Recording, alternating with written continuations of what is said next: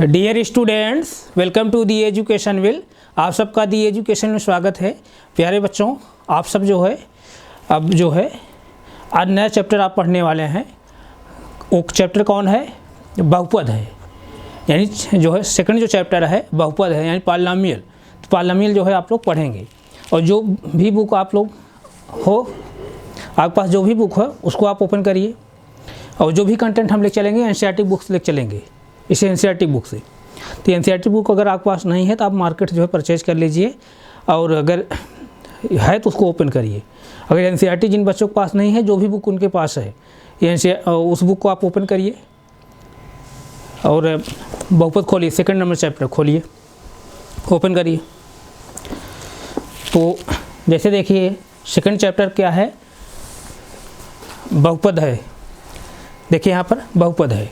तो हम लोग सेकंड चैप्टर ले चलेंगे। अपनी बुक ओपन कर लीजिए आप। सेकंड चैप्टर है बहुपद, यानी चैप्टर सेकंड चैप्टर क्या है? बहुपद। बहुपद यानी इसी पॉलिनोमियल बोला जाता है।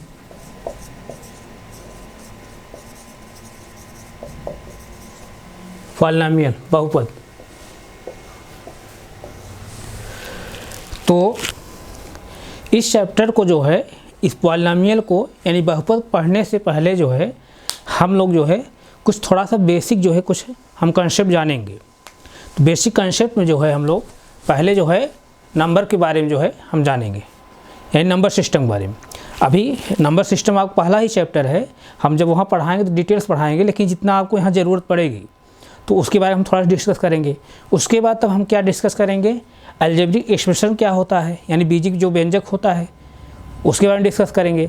बीजी व्यंजक हम लोग कैसे एडिशन उसका करते हैं, कैसे सब्ट्रैक्शन करते हैं, कैसे उसका हम मल्टीप्लिकेशन करते हैं, और अलजेब्रिक एक्सप्रेशन का यानी बीजी व्यंजक कैसे हम डिवाइडेशन करते हैं, यानी भाग कैसे करते हैं। तो इतनी बेसिक चीज़ें हम लोग पहले जानते हुए तब हम आगे बढ़ेंगे, क्योंकि इतनी बेसिक चीज़ें आप नहीं आएगी जब तक, यानी ये जो मैं बता रहा हूँ नंबर सिस्टम और अलजेब्रिक एक्सप्रेशन, उसका डिवाइडेशन, मल्टीप्लिकेशन, एडिशन, सब्ट्रैक्शन, ये जब कंसेप्ट आप माइंड नहीं रहेगा तो आपको इस चैप्टर में आपको प्रॉब्लम होगी। तो आप लोग क्लास 8 तक आप ये सब पढ़े हैं, इस कंसेप्ट से आप परिचित हैं। लेकिन हम चाह रहे हैं कि इसको थोड़ा सा रिवाइज करते हुए हम आगे बढ़ें, ताकि किसी बच्चे को कोई डाउट ना हो, तो उसको यहाँ पर कंसेप्ट में कोई प्रॉब्लम ना हो। तो यहाँ तक किसी कोई डाउट है ना? तो आइए हम लोग कुछ इस चैप्टर पढ़ने से पहले हम लोग कुछ बेसिक कंसेप्ट को देखते हैं। तो बेसिक कंसेप्ट में इसमें हम लोग पहले नंबर्स के बारे में देखेंगे। नंबर्स में हम लोग सबसे पहले हम लोग नेचुरल नंबर के बारे में जानेंगे। नेचुरल नंबर क्या होता है आप पढ़े हैं, मैं जान रहा हूँ आप पढ़े हैं, लेकिन थोड़ा सा मैं इसको रिवाइज करते हुए चल रहा हूँ। नंबर्स में पहले हम लोग पढ़ेंगे नेचुरल नंबर्स।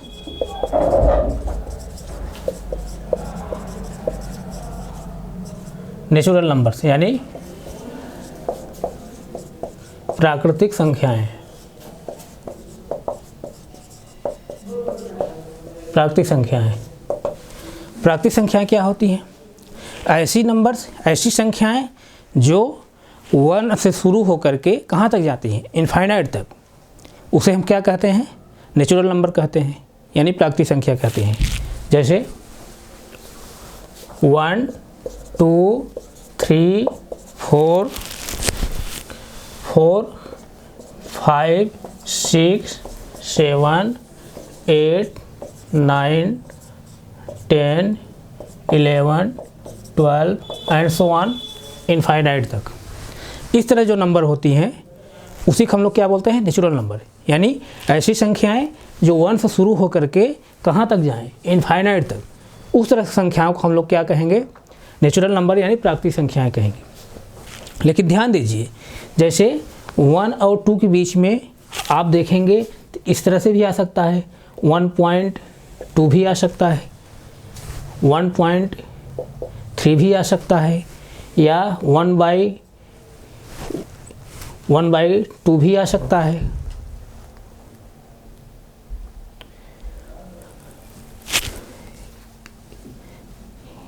जैसे और क्या आ सकता है, 1:1/2 भी आ सकता है, इस तरह से आ सकता है ना।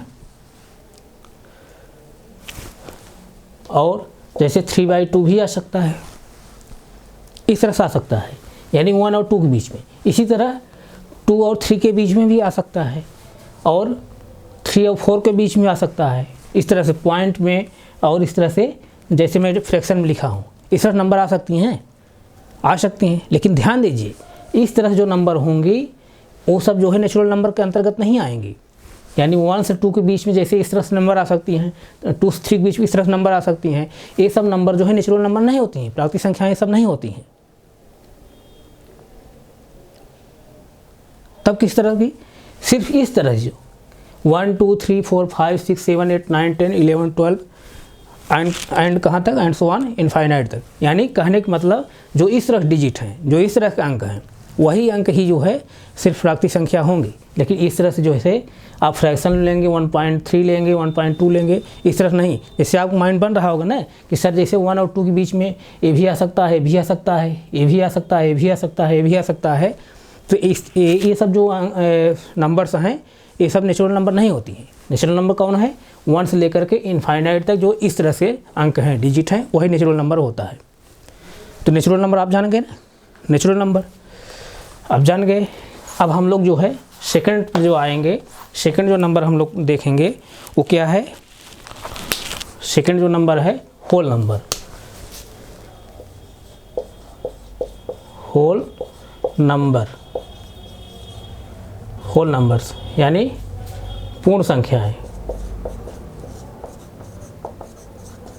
पूर्ण संख्याएं, पूर्ण संख्याएं। पूर्ण संख्याएं कैसी संख्याएं होती हैं, ऐसी संख्याएं जो 0 शुरू हो करके, यानी 0 1 2 3 4 5 6 7 8 9 10 11 12 एंड सो ऑन, 12 जैसे 13 हुआ, 14 हुआ एंड सो ऑन इनफाइनाइट तक। इस तरह जो नंबर होंगी, ये नंबर क्या होती हैं, होल नंबर यानी पूर्ण संख्याएं। पूर्ण संख्या के सेंस मतलब 0 शुरू होकर के इनफाइनाइट तक जो नंबर होंगी वही नंबर क्या होती हैं, होल नंबर यानी पूर्ण संख्याएं। वही चीज़ यहाँ भी, जैसे 0 से 1 के बीच में भी कुछ नंबर आ सकती हैं, 1 से 2 के बीच में भी, जैसे दशमलव में, भिन्न में, इस तरह से नंबर आ सकती है ना, फ्रैक्शन में आ सकती हैं। तो हमको फ्रैक्शन में या दशमलव में, डेसिमल में इस तरह से नंबर हमको नहीं लेना है। सिर्फ इस तरह जो डिजिट हैं 0 1 2 3 4 5 6 7 8 9 10 इस तरह से इनफाइनाइट तक जो नंबर होंगे वही नंबर क्या होते हैं, होल नंबर होते हैं। तो आप दोनों जो है थोड़ा सा डिफरेंस समझ लीजिए। नेचुरल नंबर अगर कहा जाएगा तो, अगर नेचुरल नंबर कहा जाएगा तो इसका मतलब 1 से शुरू होकर के इनफाइनाइट तक जाएगा, और अगर होल नंबर कहा जाएगा तो 0 से शुरू होकर के इनफाइनाइट तक। यानी नेचुरल नंबर जो है 1 शुरू होकर इनफाइनाइट तक जाती है, और होल नंबर जो है 0 शुरू होकर के इनफाइनाइट तक जाती है। नेचुरल नंबर 1 शुरू होकर के इनफाइनाइट तक जाएगी, और होल नंबर जो है 0 शुरू होकर के इनफाइनाइट तक जाएगी। यही दोनों जो है डिफरेंस है। किसी कोई डाउट नहीं, डाउट है ना। तो आइए जो है इसके आगे भी हम लोग देखते हैं इंटीजर नंबर। थर्ड जो हम लोग पढ़ेंगे इंटीजर नंबर।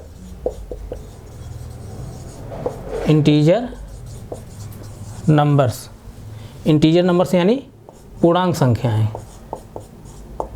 पूर्णांक संख्याएं, पूर्णांक संख्याएं। पूर्णांक संख्या कैसी संख्याएं होती हैं, पूर्णांक संख्याएं कैसी संख्याएं होती हैं। पूर्णांक संख्याएं जैसे आप जो है सिर्फ जो है 0 प्लस और इधर जो है माइनस, यही जो है 3 जो है 0 प्लस माइनस, इसी को जो है तीनों को माइंड आप फिट रखिए, सिर्फ बस 0 प्लस माइनस। यानी कहने के सेंस यहाँ पर जब नंबर लाइन में आप लोग पढ़े होंगे संख्याओं को ना, जब नंबर लाइन पढ़ते हैं आप, संख्या रेखा संख्याओं को आप जब पढ़ते हैं तो वहाँ कैसे रिप्रेजेंट किया जाता है, जैसे यहाँ पर अगर 0 है तो 0 जो है राइट साइड जो है, 0 के राइट साइड क्या होगा +1, फिर 0 के राइट साइड जो है +2, +1, +2, +3 एंड सो ऑन, कहाँ तक, इनफाइनाइट तक जाएगा। इसी तरह 0 जो है लेफ़्ट साइड में -1, -2, -3, इस तरह से एंड सो ऑन इनफाइनाइट तक। तो इस तरह से जो नंबर होंगे यानी 0, +1, +2, +3 इस तरह से इनफाइनाइट तक, इसी तरह से -1, -2, -3 इनफाइनाइट तक, इस तरह से जो नंबर होंगे ये सभी नंबर क्या होती हैं, इंटीजर नंबर होती हैं, पूर्णांक संख्याएं होती हैं। यानी 0 और सभी धनात्मक संख्याएं और सभी ऋणात्मक संख्याएं क्या होती हैं, पूर्णांक संख्याएं होती हैं, इंटीजर नंबर होती हैं। यहाँ तक किसी कोई डाउट नहीं है ना, यहाँ तक नहीं डाउट है। यानी फॉर एग्जांपल जैसे अगर आप कहा जाए तो क्या हो जाएगा, 0 +1 +2 +4 +9 एंड सो ऑन इनफाइनाइट, जैसे इसी तरह जैसे और -1 -2 -3 -4 -5 एंड सो ऑन इनफाइनाइट तक, इस तरह से जो नंबर होंगी ये नंबर क्या होती हैं, इंटीजर नंबर होती हैं। तो यहाँ तक किसी कोई डाउट नहीं, डाउट है ना, इसको आप नोट करिए तो फिर आगे हम चलें। अभी हम लोग क्या पढ़े, natural number, whole number, integer number. अब इसके आगे हम लोग क्या देखेंगे, रेशनल नंबर यानी परिमेय संख्याएं। आप नोट किए, इसको नोट करिए, नोट करिए तो फिर हम चलें आगे। नोट हो गया?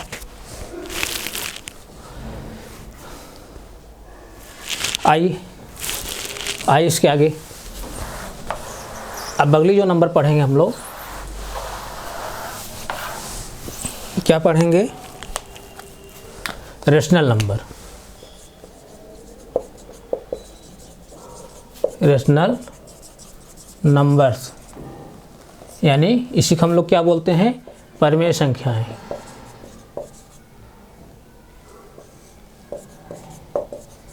परिमेय संख्याएं, परिमेय संख्याएं, परिमेय संख्याएं क्या होती हैं, ऐसी नंबर्स यानी which numbers is denoted by p/q, यानी ऐसी संख्या जो p/q के रूप में लिखी जा सके। ये आपने लिख चुके होंगे ना, इसको मैं मिटा दे रहा हूँ, इसको आप लिख लिए होंगे, नोट कर लिए ना इसको। which numbers is denoted by p/q, यानी ऐसी संख्याएं जो p/q के रूप लिखी जा सकें, ये पहली कंडीशन है। दूसरी कंडीशन क्या है, where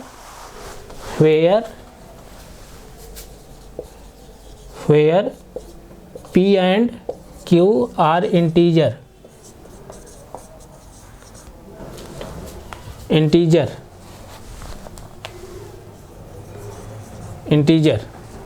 ये जो है ये दूसरी कंडीशन है।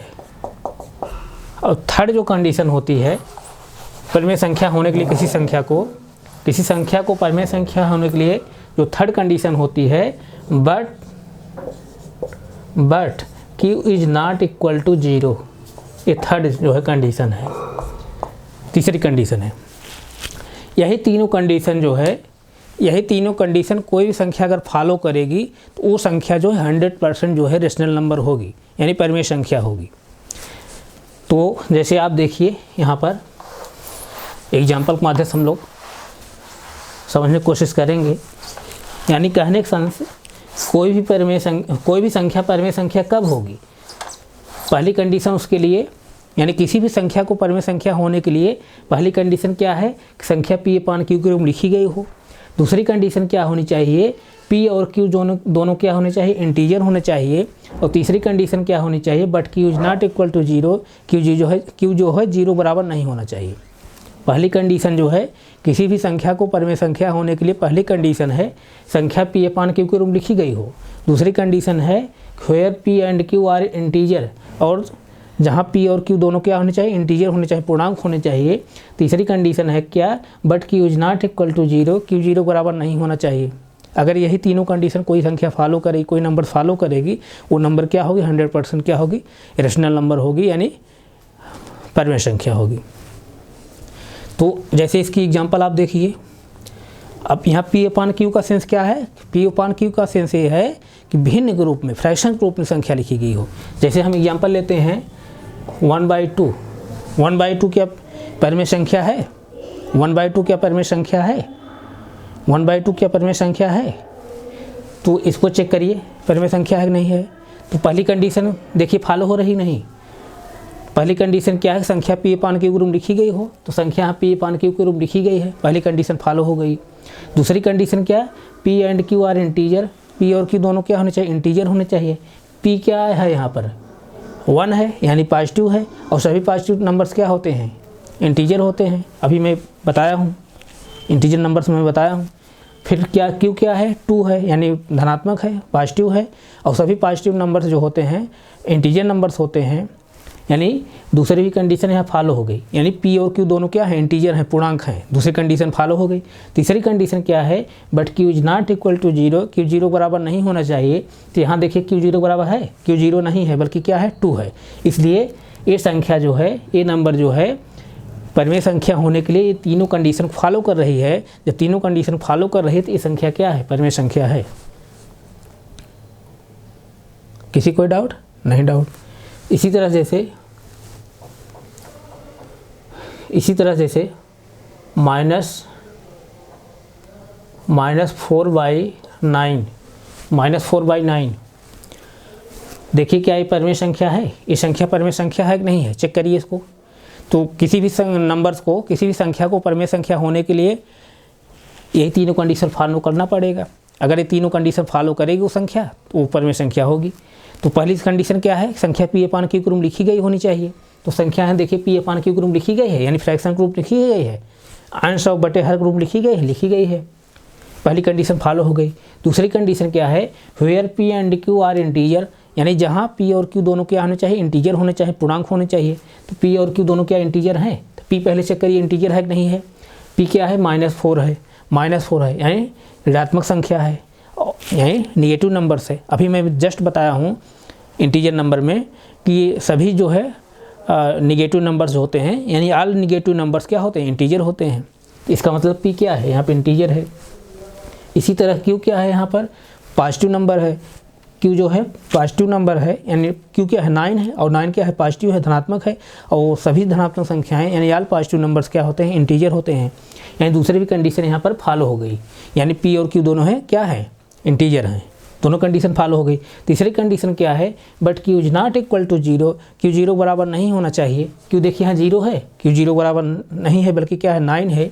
इसलिए जो है ये नंबर जो है तीनों कंडीशन फॉलो कर रही है, यानी परमेय संख्या होने के लिए तीनों कंडीशन फॉलो कर रही है, इसलिए जो है ये नंबर्स क्या है, परमेय संख्या है। किसी कोई डाउट नहीं? डाउट है। इसी तरह 0.5 है, 0.5 जो है, 0.5 क्या परमेय संख्या है, 0.5 परमेय संख्या है। चेक करिए इसको। तो कोई भी नंबर जो है परमेय संख्या कब होगी, जब ये तीनों कंडीशन फॉलो करेगी। पहली कंडीशन क्या, नंबर जो है P/Q के रूप लिखी गई हो, यानी which number denoted by P/Q, first condition. Second condition क्या है, where P and Q are integer, यानी P और Q दोनों इंटीजर होने चाहिए। और थर्ड कंडीशन क्या है, but Q is not equal to 0, Q 0 बराबर नहीं होना चाहिए। ये तीन कंडीशन है किसी के नंबर्स को परमेय संख्या होने के लिए। तो अगर ये नंबर जो मैं लिखा हूँ 0.5, अगर ये तीनों कंडीशन फॉलो कर जाएगा तो समझ लीजिए कि ये परमेय संख्या में लिखा हूँ सही है। तो पहली कंडीशन क्या है, नंबर P/Q लिखी गई हो। तो यहाँ देखिए ये नंबर P/Q के रूप लिखी गई है, यानी न्यूमरेटर अपॉन डिनोमिनेटर, अर्थात अंश बटे हर के रूप लिखी गई, भिन्न के रूप लिखी गई है। पहली कंडीशन फॉलो हो गई। दूसरी कंडीशन क्या है, where P and Q are integer, यानी जहाँ P और Q दोनों इंटीजर होने चाहिए। तो P और Q चेक करिए इंटीजर है कि नहीं। 0 क्या है, 0 क्या है, इंटीजर है। 0 क्या है, इंटीजर है। अभी मैं जस्ट बताया हूँ, इंटीजर नंबर बताया हूँ कि 0 क्या है, इंटीजर है। और 5 क्या है, पॉजिटिव नंबर है। ऑल पॉजिटिव नंबर्स क्या होते हैं, इंटीजर होते हैं। इसका सेंस यहाँ पर P और Q दोनों क्या है, इंटीजर हैं। यही दो कंडीशन फॉलो हो गई। तीसरी कंडीशन क्या है, but Q is not equal to zero, Q zero बराबर नहीं होना चाहिए। तो यहाँ क्यू क्या है, 5 है, यानी जीरो नहीं है। तो इसका मतलब क्या, तीसरी भी कंडीशन फॉलो कर गई। जब तीनों कंडीशन फॉलो कर गई तो ये जो नंबर मैं लिखा हूँ क्या है, परिमेय संख्या है, यानी रेशनल नंबर है। किसी कोई डाउट? नहीं डाउट है ना? नहीं डाउट है। इसी तरह से हम और एग्जांपल लेते हैं, जैसे 1/0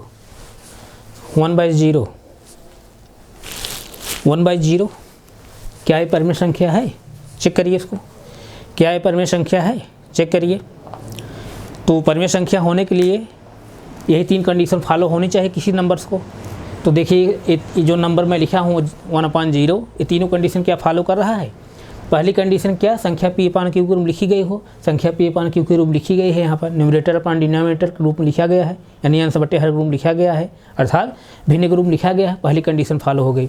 दूसरी कंडीशन क्या, where P and Q are integer, यानी जहाँ पी और क्यू दोनों क्या होने चाहिए, इंटीजर होने चाहिए, पूर्णांक होने चाहिए।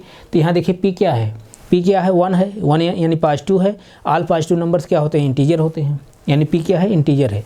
क्यू भी क्या है, 0 है। अभी मैं जस्ट बताया हूँ 0 भी क्या होता है, इंटीजर होता है, यहाँ 0 भी इंटीजर है, यानी दूसरी कंडीशन फॉलो कर गया। दूसरी कंडीशन फॉलो कर गया, पी और क्यू दोनों क्या है, इंटीजर हैं। फिर तीसरी कंडीशन क्या है, but Q is not equal to 0, यानी क्यू 0 बराबर नहीं होना चाहिए। तो यहाँ देखिए क्यू 0 है, क्यू 0 है, जबकि 0 नहीं होना चाहिए।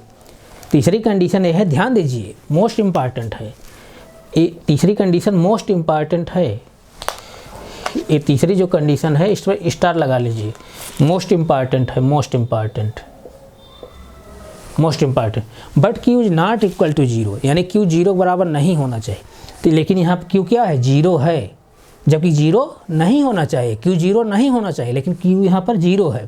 तो इसका मतलब 2 कंडीशन तो फॉलो कर गई नंबर, लेकिन तीसरी कंडीशन फॉलो नहीं कर रही है। तीसरी जब कंडीशन नहीं फॉलो कर रही है तो इसलिए जो है ये नंबर जो है परिमेय संख्या नहीं है, यानी रेशनल नंबर नहीं है। तीनों कंडीशन में से एक भी कंडीशन अगर नंबर नहीं फॉलो करेगी, कोई भी नंबर जो है परिमेय संख्या होने के लिए इन तीनों कंडीशन में से एक भी कंडीशन अगर नहीं फॉलो करेगी तो वो नंबर जो है परिमेय संख्या कभी नहीं हो सकती है। आप ध्यान दीजिए, कोई भी नंबर जो है परिमेय संख्या होने के लिए अगर तीनों कंडीशन में से कोई भी कंडीशन अगर फॉलो नहीं करेगी, वो संख्या, वो नंबर जो है किसी भी कंडीशन में परिमेय संख्या नहीं होगी। बात समझ में आई? तो अब यहाँ थोड़ा सा हम इस पर डिस्कस कर लेते हैं कि क्यू 0 बराबर क्यों नहीं होना चाहिए। यानी यहाँ पर जो आपका डिफाइन हम कर रहे हैं रेशनल नंबर को, रेशनल नंबर जो मैं डिफाइन कर रहा हूँ कि संख्या जो है पी अपान क्यू लिखी गई हो, पहली कंडीशन। दूसरी कंडीशन क्या है, where P and Q are integer, P और क्यू दोनों इंटीजर होने चाहिए। तीसरी कंडीशन क्या है, but Q is not equal to 0, Q 0 बराबर नहीं होना चाहिए, क्यू 0 बराबर नहीं होना चाहिए। तो क्यू 0 बराबर क्यों नहीं होना चाहिए, इसका क्या सेंस है? यानी कहने का सेंस यहाँ पर दूसरी कंडीशन में है P and Q are integer, P और क्यू दोनों इंटीजर होने चाहिए, पी और क्यू दोनों इंटीजर होने चाहिए, लेकिन क्यू 0 बराबर नहीं होना चाहिए। But Q is not equal to 0, यानी क्यू भी तो क्यू 0 नहीं होना चाहिए, but Q is not equal to 0, यानी क्यू 0 बराबर नहीं होना चाहिए, क्योंकि 0 भी तो इंटीजर है ना, 0 भी इंटीजर है, लेकिन 0 जो है इंटीजर नहीं रहना चाहिए। क्यू जो है 0 बराबर नहीं होना चाहिए। कहने के सेंस यहाँ पर पी और क्यू दोनों इंटीजर हमेशा होंगे, लेकिन क्यू जो होगा सभी इंटीजर होगा, लेकिन 0 वाला इंटीजर नहीं होगा। अब 0 वाला इंटीजर क्यों नहीं होगा, उसका कारण क्या है? उसका कारण यही है, जैसे 1/0 मैं लिखा हूँ तो इसका मतलब क्या है, 0 जो है 1 को आप क्या कर रहे हैं, डिवाइड कर रहे हैं। यानी कहने के सेंस ऐसे, कहने के सेंस यहाँ पर ऐसे 1 को जो है आप 0 से डिवाइड कर रहे हैं, 1 को जो है 0 से डिवाइड कर रहे हैं। जब 1 को 0 से डिवाइड करेंगे, 1 ही नहीं किसी भी संख्या को जब आप 0 से डिवाइड करेंगे तो आपका जो भागफल प्राप्त होगा, यानी जो क्वोशंट मिलेगा, जो भागफल प्राप्त होगा, क्या मिलेगा, इनफाइनाइट मिलेगा। जब इनफाइनाइट आ जाएगा यहाँ पर, यानी किसी भी संख्या में आप 0 से भाग देंगे, उसकी वैल्यू जब इनफाइनाइट आ जाएगी, इनफाइनाइट आ जाएगी, तो इस जो है संख्या का कोई जो है मतलब ही नहीं है, कोई इसका सेंस ही नहीं निकल रहा है। भाई इनफाइनाइट आ जा रही है, हमको इनफाइनाइट थोड़ी लेना है। तो इसीलिए जो है यहाँ कह रहा है Q जो है 0 बराबर नहीं होना चाहिए, but Q is not equal to 0, Q 0 बराबर नहीं होना चाहिए, यानी Q जो है सभी इंटीजर होगा लेकिन 0 वाला नहीं होगा। क्यों नहीं होगा? किसी भी संख्या के नीचे जब 0 हो जाएगा, इसका मतलब 0 से जो है ऊपर वाली संख्या को डिवाइड किया जा रहा है। जब 0 से किसी संख्या को आप डिवाइड करेंगे तो वो जो भागफल प्राप्त होगा इनफाइनाइट आएगा। इनफाइनाइट आ जाने की वजह से जो है यहाँ पर जो है Q जो है 0 बराबर नहीं होना चाहिए। किसी कोई डाउट? नहीं डाउट है, आप इसको नोट करिए, नोट करिए तो फिर आगे चलें। नोट करिए।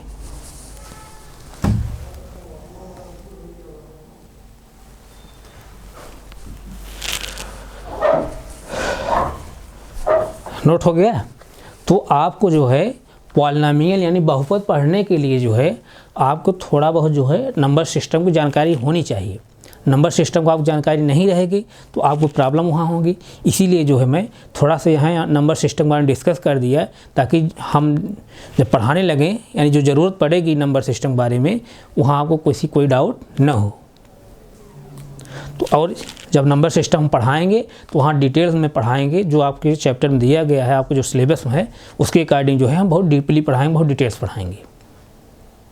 किसी कोई डाउट नहीं ना? तो अभी आप क्या जाने हैं आप मैं यानी जो हम लोग नया चैप्टर पढ़ने वाले हैं, चैप्टर जो सेकंड है यानी बहुपद पॉलिनोमियल है। तो पॉलिनोमियल को पढ़ने से पहले मैं अभी बताया कि पॉलिनोमियल को जो है पढ़ने से पहले हम लोग थोड़ा सा नंबर सिस्टम की जानकारी रहनी चाहिए। उसके बाद तब क्या जानकारी रहनी चाहिए? अलजेब्रिक जो एक्सप्रेशन होते हैं यानी बीजी जो व्यंजक होते हैं, जो आप क्लास 6 से लेकर के 8 तक पढ़े हैं, उसके बारे में जानकारी होनी चाहिए। उसके बाद बीजी व्यंजक जो है कैसे आप जोड़ते हैं, यानी किसी अलजेब्रिक जो है एक्सप्रेशन का कैसे उसका एडिशन करते हैं। फिर जो है उसी तरह बीजी व्यंजक कैसे आप घटाते हैं, यानी किसी भी जो है अलजेब्रिक एक्सप्रेशन का कैसे जो है उसका सब्ट्रैक्शन आप करते हैं। किसी जो है अलजेब्रिक एक्सप्रेशन का आप सब्ट्रैक्शन कैसे करते हैं। उसी तरह जो है बीजी व्यंजक का जो है किसी भी बीजी व्यंजक का आप गुणा कैसे करेंगे, यानी किसी भी जो है अलजेब्रिक एक्सप्रेशन का आप मल्टीप्लिकेशन कैसे करेंगे। फिर उसी तरह जो है किसी भी अलजेब्रिक जो है एक्सप्रेशन का डिवाइडेशन कैसे करेंगे, यानी किसी भी जो है बीजी व्यंजक का भाग आप कैसे देंगे। इतनी जानकारी आपको होनी चाहिए। इतनी जानकारी जब रहेगी तभी जो है आप लोग पॉलिनोमियल यानी बहुपद को सही रूप से समझ पाएंगे, नहीं तो आपको प्रॉब्लम होगी।